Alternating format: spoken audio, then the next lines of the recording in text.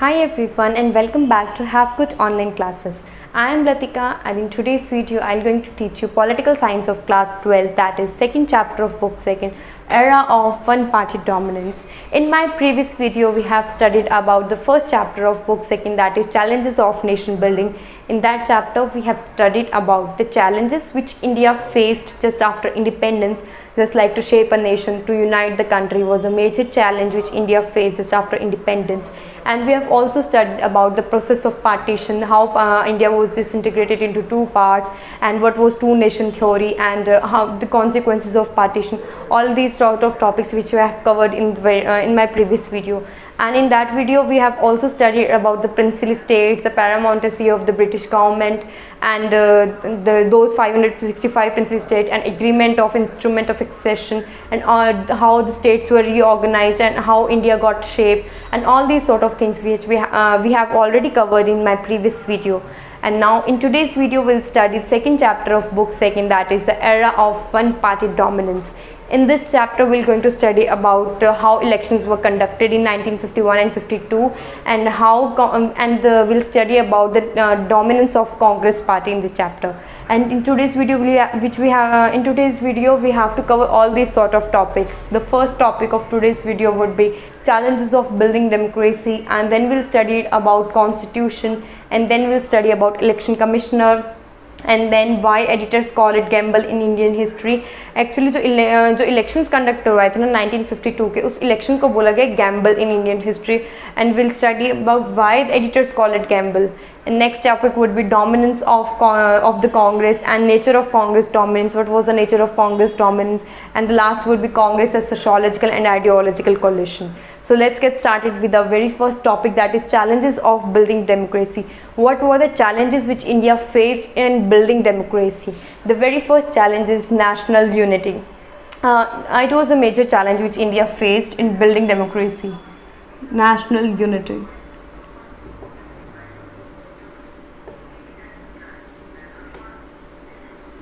Second challenge is constitution.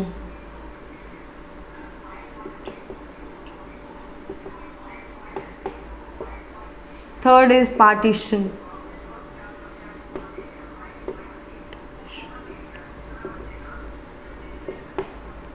Fourth is illiteracy. Illiteracy and poverty. These are some challenges which India faced in building up democracy. The very first is national unity. Actually 1947 के बाद में अपनी India के अंदर 565 principal states थी, तो उनको Indian union के साथ यूनाइट करके पूरे इंडिया को एक शेप देना था. कि ब्रिटिशर्स ने जब इंडिया को छोड़ा था ना, तो उन्होंने एक कंडीशन रखी थी कि ये जो 565 प्रिंसिपल स्टेट्स है ना इंडिया के अंदर, वो फ्री है अपना करियर चूज करने के लिए. If they wanted to join with Indian union they can join with Indian union, and if they wanted to join with Pakistan they can join themselves with Pakistan, and if they wanted to remain independent they can form their independent nations as well. And so on this condition it was a major problem for our top political leaders that it was a necessary thing to unite all these 565 states with Indian Union. Next challenge which India faces, constitution. At the time of independence our constitution was not made, it was not completed. अगर constitution ही नहीं बना होगा तो democracy का हम establish कैसे करेंगे? पहले कॉन्स्टिट्यूशन कुछ रूल्स एंड रेगुलेशंस तो बनाने पड़ेंगे ना डेमोक्रेसी को इस्टेब्लिश करने के लिए कंट्री के अंदर. And third challenge is backdrop of partition, the unprecedented violence and the trauma of displacement which India face in 1947 was the condition pathetic, and due to that it was really a difficult task at that time to establish democracy, to make a constitution and to conduct elections, because poverty और unemployment दोनों की rate बहुत ज़्यादा high हो गई थी, क्योंकि migration हो रही, डिस्प्लेसमेंट हो रही थी ना पॉपुलेशन की.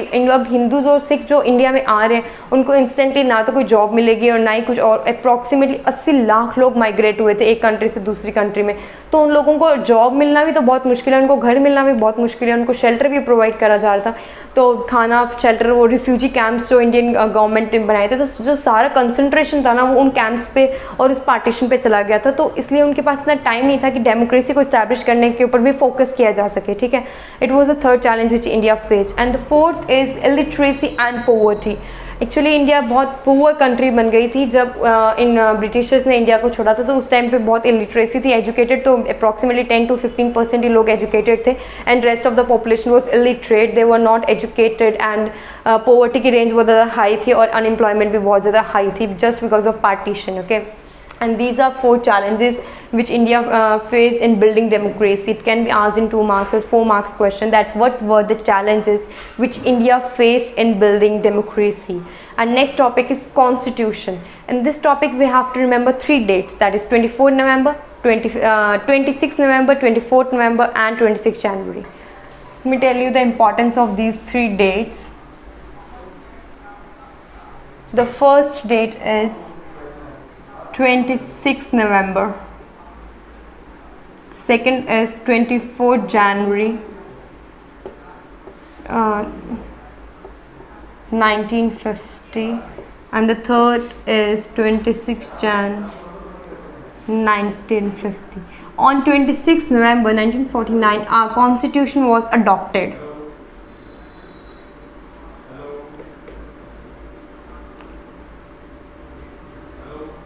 And on 24 Jan 1950 our constitution was signed, and on 26 Jan 1950 it came into effect. These are 3 dates which we have to remember in the topic constitution, that on 26th November our constitution was adopted, and on 24th Jan 1950 it was signed, and on 26th Jan 1950 it came into effect. 26th Jan 1950 we celebrate this date as the Republic Day of India, as you already know. So let's move to the next topic, that is election commissioner. Sukumar Sen was the first election commissioner of independent India.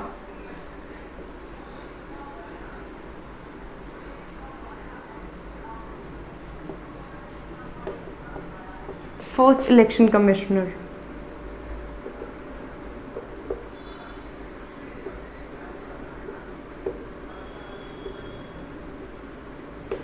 Sukumar Sen was the first election commissioner of independent India.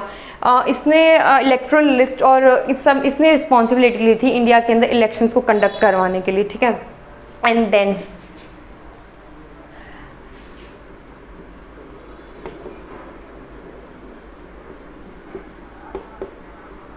he asked his authorities to make electoral list to conduct elections. इसने boundaries को draw किया, properly constituencies में divide किया India को, और electoral list बनाई एक अपने अंडर ऑफिसर्स को बोल के इसने इलेक्टोरल लिस्ट बनाई थी, जिसके अंदर अप्रॉक्सीमेटली 7 करोड़ लोगों एलिजिबल, जो 17 crore people were eligible to put for, actually there were 7 crore eligible voters, 17 crore sorry.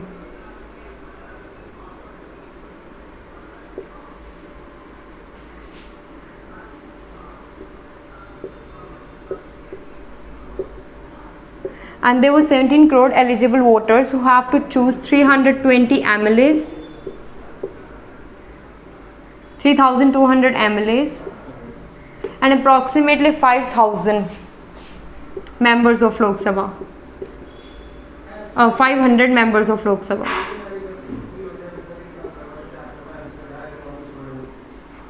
These 17 crore eligible voters has to choose 3,200 MLAs and 500 members for Lok Sabha. Okay, and then Sukumar Sen made an electoral list. अपने under officers के help के through उसने एक electoral list बनाई थी,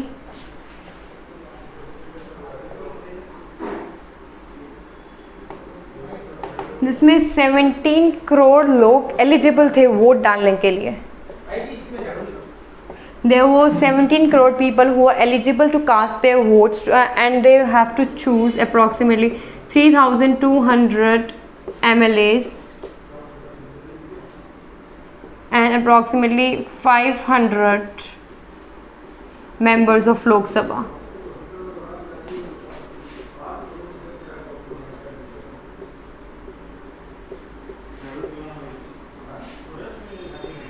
These 17 crore people have to vote, have to cast their vote to choose 3,200 MLAs and approximately 500 members of Lok Sabha. It is 489 something, and these 17 crore people have to choose them. Okay, so the next point is why editors call it gamble in Indian history. It is the most important topic, that why editors call it gamble in Indian history. Actually क्या हुआ था कि जो electoral list बनी थी ना, वो एक बार नहीं 2 या 3 बार इलेक्टोरल लिस्ट बनी थी, और इलेक्शंस भी ना 2 बार पोस्टपोन किए गए थे. क्यों?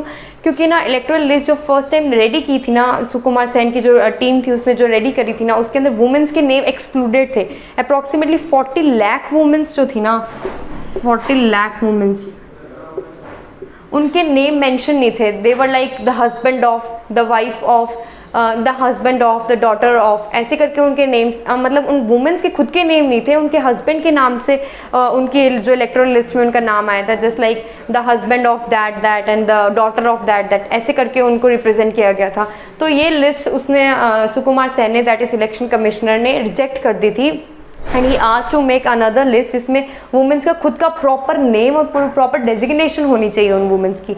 तो इसलिए उसने 3 लाख ऑफिसर्स को, दैट 3 लाख ऑफिसर्स को उसने ट्रेनिंग दी इलेक्शंस को कंडक्ट करवाने के लिए. इलेक्शंस के मतलब प्रॉपर इलेक्टोरल लिस्ट बनाने के लिए एंड प्रॉपर पूरा प्रोसेस करने के लिए ही trained approximately 3 lakh officers. Okay, and now we'll study about that why editors call it gamble in Indian history. The elections of 1951 and 52 is considered as gamble in Indian history. Why they will call it gamble of Indian history? Just because India adopted universal adult franchise. Universal adult franchise means that everybody in the country who are citizen of India can cast their vote who are above the age of 18. जो 18 साल से ऊपर है वो अपना vote cast कर सकते हैं. This is universal adult franchise. ये इंडिया ने अडॉप्ट किया था. ठीक है, the very first reason why it was known as gamble in Indian history is that India adopted universal adult franchise. This was the major thing which made him calling gamble in Indian history. The next is कि पूरा proper तरीके से boundaries वगैरह नहीं बनी और movements आ रहे थे स्टेट में. मतलब इंडिया के अंदर बहुत डिफरेंट रीजन से, जैसे विशाल आंध्र मूवमेंट हो गया, ऐसे बहुत सारे मूवमेंट्स आ रहे थे स्टेट्स बनाने के लिए और अपनी मतलब एक अलग स्टेट बनाने के लिए, एक इंडिपेंडेंट स्टेट बनाने के लिए. ऐसे करके बहुत सारे मूवमेंट्स आ रहे थे, सोशल मूवमेंट्स जिसको कहते हैं. वो भी एक मेजर प्रॉब्लम थी.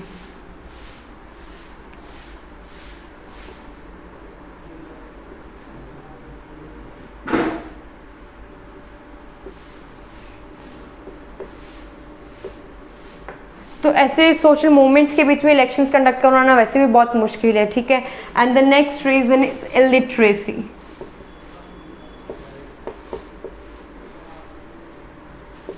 इलिटरेसी भी बहुत ज़्यादा थी इंडिया के अंदर. As I have already told you that more than half of the population was illiterate and approximately 10 to 15% people were illiterate only. So illiterate लोग सिर्फ 10 से 15% लोग जो थे वो लिटरेट थे and rest of the population was illiterate. तो उन इलिटरेट लोगों को तो इंपॉर्टेंस ही नहीं पता कि इलेक्शन होते क्या है, पार्लियामेंट क्या होती है, क्या सब कुछ होता है, उनको तो कुछ मालूम ही नहीं है इन सब चीज़ों का. तो एक ये बहुत मेजर स्टेप था कि अब सबको राइट तो दे दिए इलेक्शंस कंडक्ट करने के लिए, बट हम इलेक्शंस कंडक्ट करने के लिए उनको इंपॉर्टेंस तो पता होनी चाहिए ना कि क्या पॉलिटिकल पार्टीज होती है, कैसे इलेक्शंस कंडक्ट होंगे. तो इलिटरेसी एक सबसे बड़ी प्रॉब्लम थी. और poverty was the next problem कि इंडिया में पॉवर्टी भी बहुत ज़्यादा थी, अनएम्प्लॉयमेंट भी बहुत ज़्यादा थी, क्योंकि पार्टीशन की वजह से तो पहले बहुत सारी पॉपुलेशन इंक्रीज़ हो गई थी, डिक्रीज भी हुई नो डाउट, लेकिन माइग्रेशन और डिस्प्लेसमेंट की वजह से ना उनको जल्दी से एम्प्लॉयमेंट तो नहीं मिलेगी ना, और उनके घर गुर सब चले गए थे. They want shelter, they want food to eat, and government का कंसंट्रेशन तो पूरा उन बाउंड्रीज को ड्रॉ करने में, यूनाइट करने में था इंडिया का. तो एक मेजर प्रॉब्लम था कि उसी टाइम पे इलेक्शंस कंडक्ट करवाना, उस टाइम पे इलेक्शंस पे फोकस करना was an another major problem which India faced. Okay, illiteracy and poverty.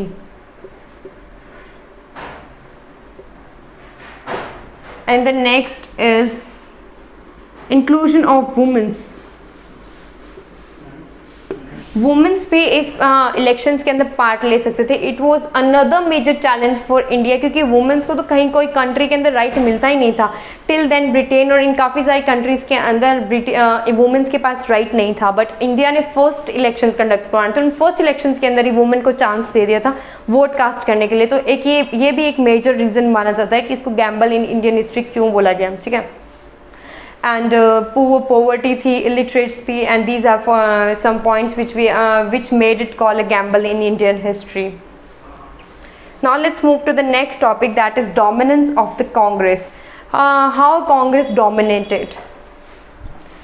Actually, they are in the first three general elections. The first general election was conducted in 1952. Second general election were conducted in 1956, 57, and the third were 1962. Okay, and in 1952 Congress won 364 seats, and in 1957 Congress won 371 seats out of 494. And in 1962 Congress won 361 seats out of 494, and in 1952 out of 498. This was the ratio of winning the seats of Congress. 1952 के अंदर 364 seats ली थी, 1957 में 371 seats और 1962 में 361 seats. मतलब half of the more than half of the seats were acquired by the Congress, and so we considered as that Congress was the dominant political party during the time during the first three general elections. वो एक तो बहुत पुरानी party थी ना, इसलिए वो पहले से बहुत पॉपुलर थी. ऊपर से उसमें बहुत क्रिस्मेटिक लीडर्स थे, जस्ट लाइक जवाहरलाल नेहरू हो गए एंड सरदार वल्लभ भाई पटेल हो गए. ऐसे बहुत सारे टॉप क्रिस्मेटिक लीडर्स भी थे, एंड वो नेशनल मूवमेंट्स में भी उसने पार्टिसिपेट किया था, तो उसके साथ पहले से बहुत लोग जुड़ गए थे. एक ग्रैंड सेंट्रिस्ट पार्टी थी, and these were some reasons why Congress was so popular and why it was the dominating party of in the first three general elections. Okay, as you have seen that more than half of the seats were acquired by the Congress, and there is one thing that Congress won only 45% of seats, 45% of vote. Congress को सिर्फ 45% votes मिले थे, ठीक है, but उसने manage कर लिया. उसने सीट्स कितनी एक्वायर कर ली, अप्रॉक्सीमेटली 75%.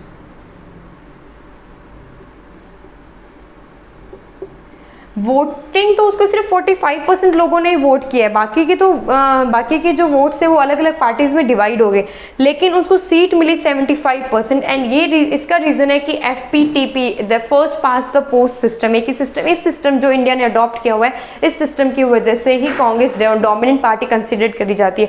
वैसे इलेक्शंस में देखो 45% ही सीट्स मिली हैं, and rest 55% of people have not voted for Congress, but still the majority of the seats were acquired by the Congress party, and this was the reason. This is due to FPTP system, that is first past the post system की वजह से ये होता है कि vote इतने नहीं मिलते बट सीट बहुत ज़्यादा मिल जाती है, ठीक है. And the largest opposition party वो सोशलिस्ट पार्टी. ऑपोजिशन पार्टी थी जो कांग्रेस की लार्जेस्ट ऑपोजिशन पार्टी थी, वो थी socialist party. Now let's move to the next that is the nature of Congress dominance. Let me tell you the certain points that why Congress was dominating political party. The very first reason is that it took part in national movement, in the legacy of national movements.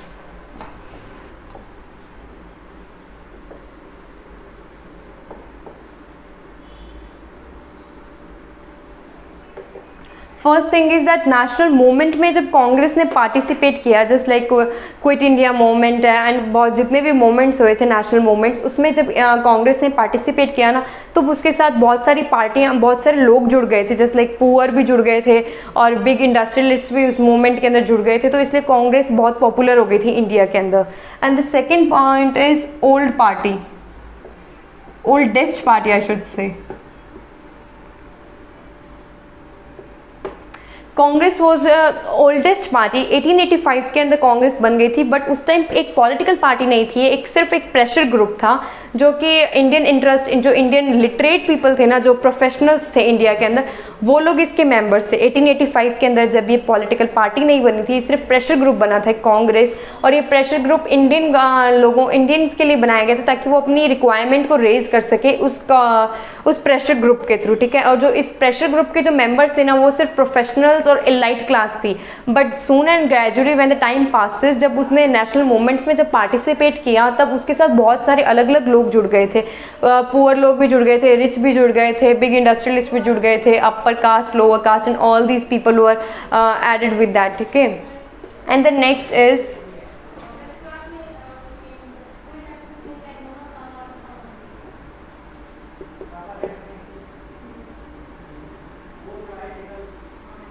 Charismatic leaders, Congress party के अंदर बहुत सारे charismatic leaders है, जैसे like Jawaharlal Nehru हो गए, सरदार वल्लभ भाई पटेल हो गए, ऐसे टॉप लीडर्स सारे कांग्रेस पार्टी में थे, तो ये भी एक मेजर रीज़न है कांग्रेस की डोमिनेंस का। And more over Mahatma Gandhi ने भी डायरेक्टली कांग्रेस को ही फेवर किया था, ठीक है, वो भी कांग्रेस के साइड में थे, नो डाउट कि वो पार्टी के मेंबर नहीं थे, बट उन्होंने सपोर्ट कांग्रेस को ही किया था, ठीक है, चाहे any how they supported Congress. And the next is well oiled machinery.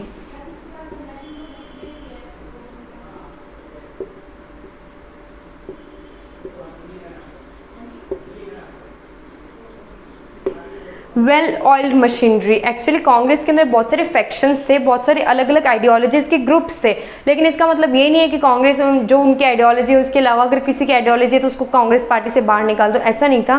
Congress हर चीज़ को एक्सेप्ट करती थी, डिफरेंट डिफरेंट आइडियोलॉजीज़ को एक्सेप्ट करती थी, and so it was well oiled machinery. जो उसके मेम्बर्स थे, जो पॉलिटिशियंस थे, वो प्रॉपर वेल ऑयल्ड मशीनरी थी उनकी, मतलब प्रॉपर सब कुछ सिस्टम उन्होंने बनाया हुआ था उनके अलग से।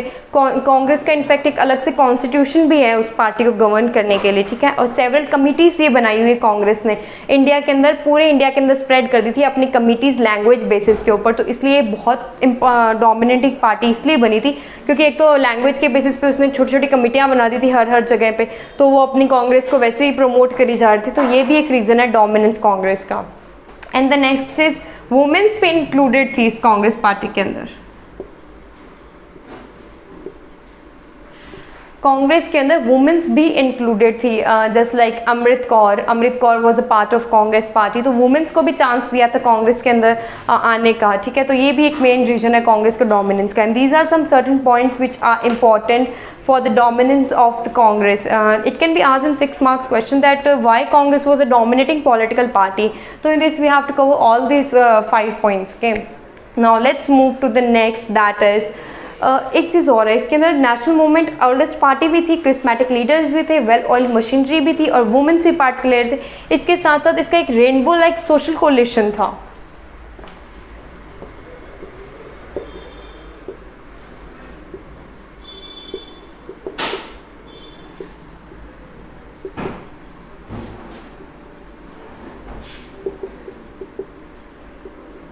रेनबो लाइक सोशल कॉलिशन भी था कांग्रेस का, क्योंकि इसके अंदर रिच भी थे, पुअर भी थे, बिग इंडस्ट्रियलिस्ट भी थे, लोअर कास्ट पीपल भी थे, अपर कास्ट पीपल भी थे, शेड्यूल कास्ट भी थे, शेड्यूल ट्राइब भी थे, सारे अलग अलग डिफरेंट कम्युनिटीज़ के डिफरेंट स्टेटस के लोग इसके साथ ऐड थे। और ये जुड़े किसके थ्रू? नेशनल मूवमेंट्स के थ्रू। जब कांग्रेस ने नेशनल मूवमेंट्स में पार्टिसिपेट किया था ना, तब धीरे धीरे इसके साथ बहुत सारे डिफरेंट सेक्शन ऑफ सोसाइटी के लोग जो थे वो जुड़ गए थे, ठीक है। This was a major reason of dominance of the Congress. And now let's move to the next topic, that is the nature of Congress dominance. In this topic we'll study about the nature of Congress dominance, कि nature क्या था Congress dominance का। Actually there were some countries in the world just like Belarus, Asia and Egypt, China, Cuba and all these some sort of जो है countries हैं जिसमें one party dominance है। Let me tell you.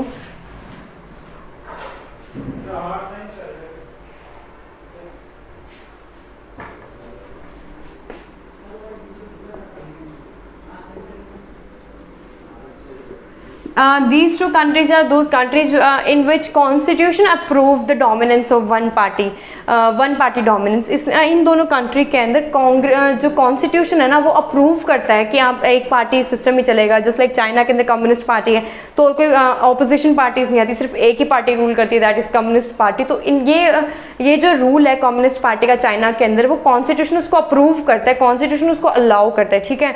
तो इन दोनों countries में तो constitution allow करता है वन पार्टी डोमिनेंस। लेकिन जो एशिया होगी, इजिप्ट होगी, बेलारूस होगी, दैट इज बी।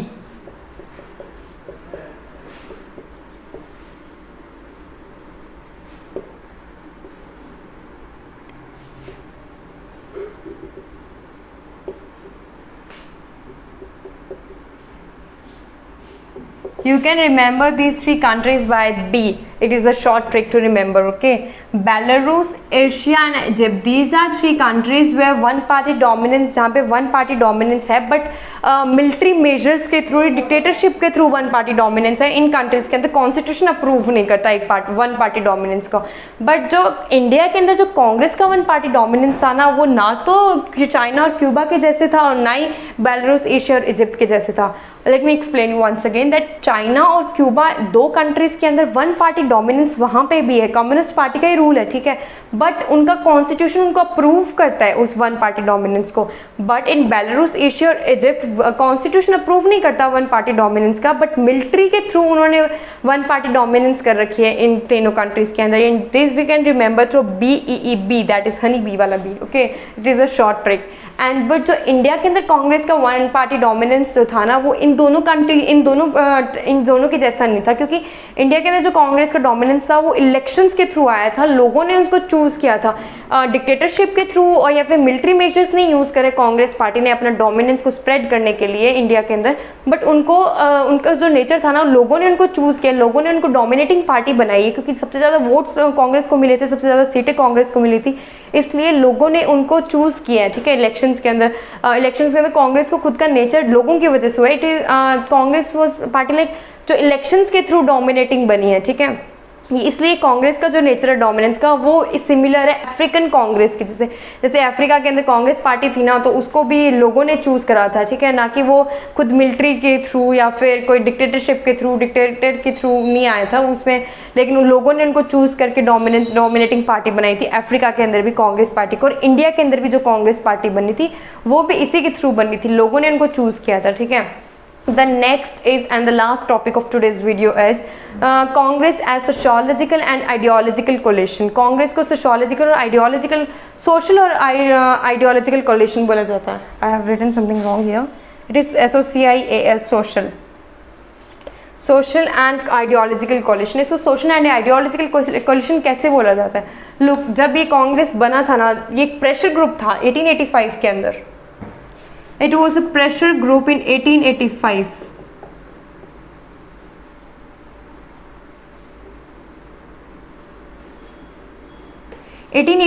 के अंदर ये सिर्फ एक प्रेशर ग्रुप था, ठीक है, बट सून ये एक पॉलिटिकल पार्टी बन गई।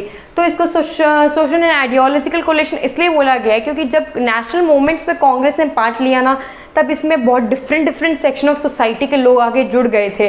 जैसा अगर क्विट इंडिया मूवमेंट है, सोल्ट मार्च, डांडी मार्च, इन जो नेशनल मूवमेंट्स स्वदेशी मूवमेंट हो गया, तो इसकी वजह से ना कांग्रेस के अंदर डिफरेंट सेक्शन ऑफ सोसाइटी के लोग आगे जुड़ गए थे। जस्ट लाइक पुअर भी थे, रिच भी थे, बिग इंडस्ट्रियलिस्ट भी थे, पुअर एंड वीक लोग भी, मतलब पुअर लोग भी थे, SC, schedule caste, schedule tribes and high caste and low caste, सारे लोग इसके अंदर एड अप थे। मतलब कांग्रेस एक बहुत बड़ा सोशल कोलिशन बन गया था। एंड आइडियोलॉजिकल कोलिशन इसको इसलिए बोला गया क्योंकि इसमें बहुत सारे डिफरेंट आइडियोलॉजिकल लोग थे। Just like some of them were capitalist thought of people and some of them wanted to adopt socialist model, some were radical, some were extremist, some were moderate, and ऐसे करके बहुत सारे different ideologies के लोग थे।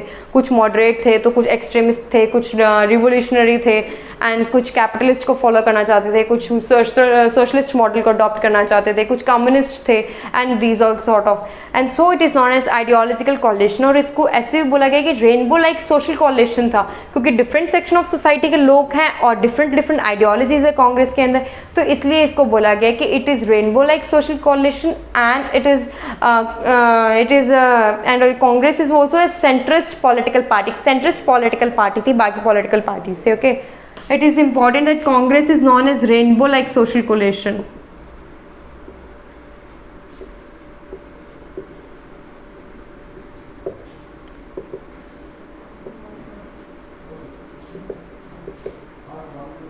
It is really very important for 4-mark question that why Congress is known as rainbow like social coalition, because जब ये 1885 के अंदर एक सिर्फ प्रेशर ग्रुप था, जिस टाइम सिर्फ इलाइट क्लासेस, सिर्फ प्रोफेशनल क्लास इसके अंदर एडअप थी, बट सून एंड ग्रेजुअली जब इसने नेशनल मूवमेंट में पार्टिसिपेट किया तो इसके अंदर बहुत सारे लोग जुड़ गए थे, ठीक है।